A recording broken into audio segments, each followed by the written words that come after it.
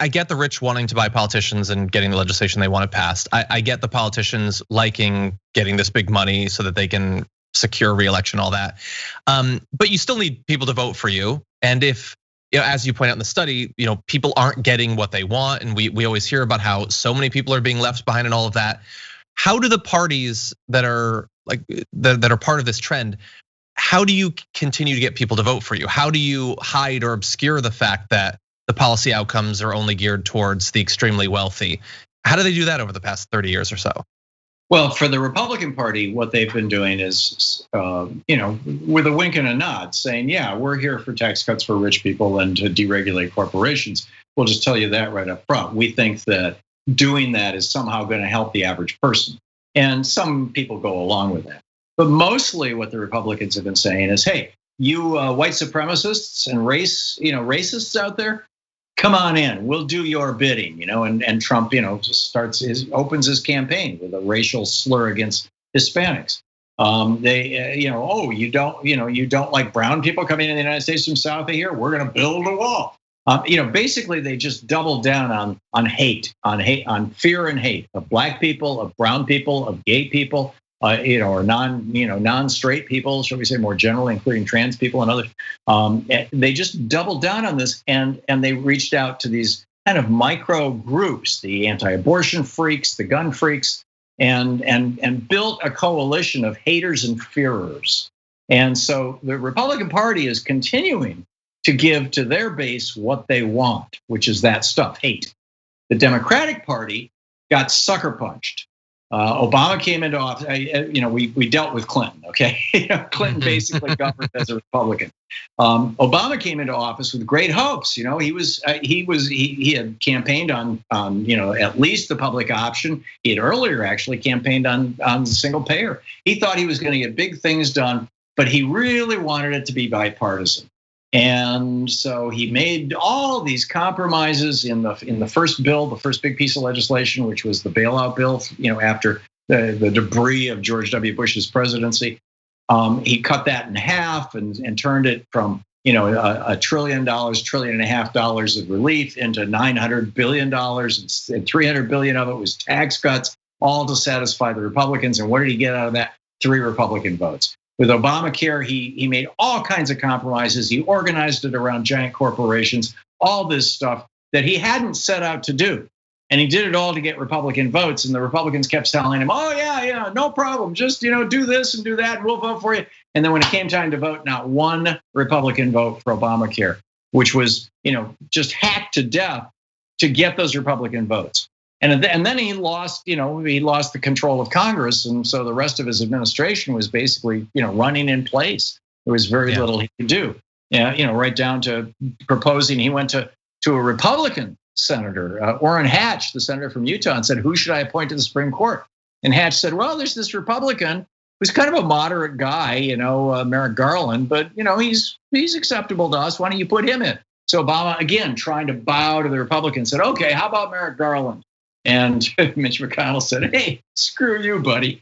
And so Joe Biden saw that. He had a front row seat to all that. And I think, as George W. Bush said, "Fool me once, don't get fooled again."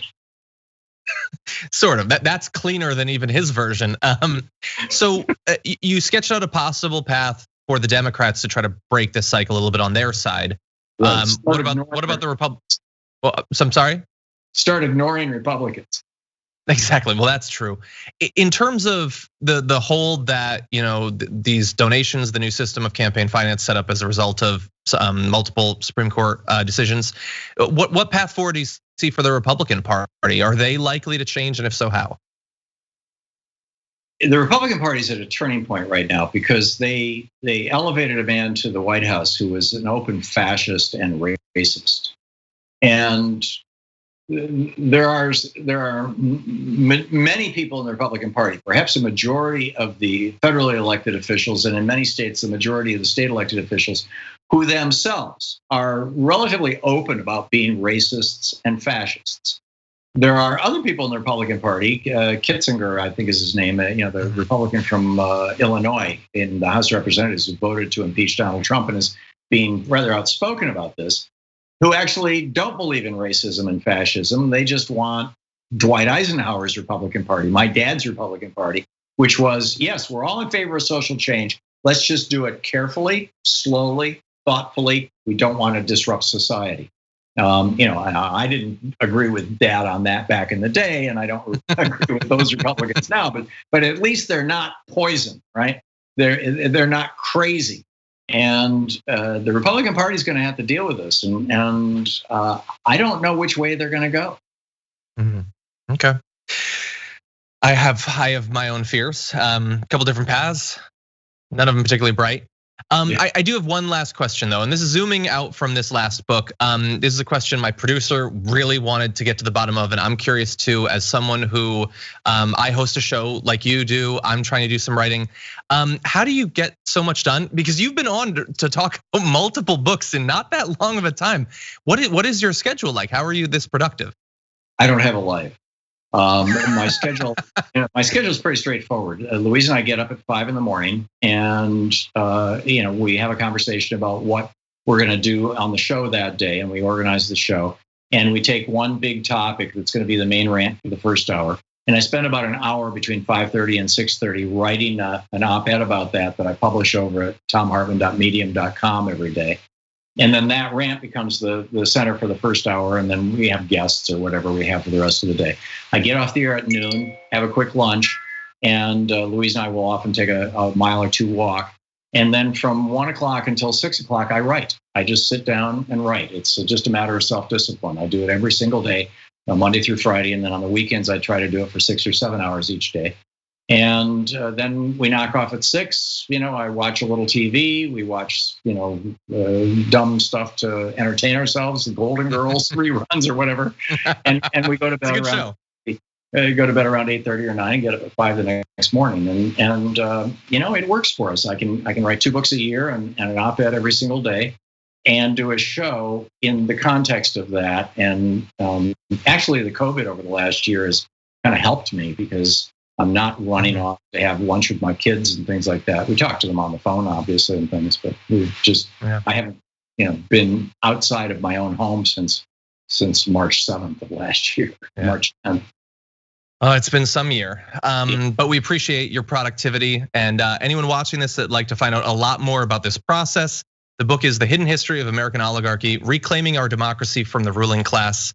As always, Tom Hartman, we appreciate you taking time out to join us. John, as always, I'm honored and very happy to be on your program. Thanks so much for the invitation. Thank you.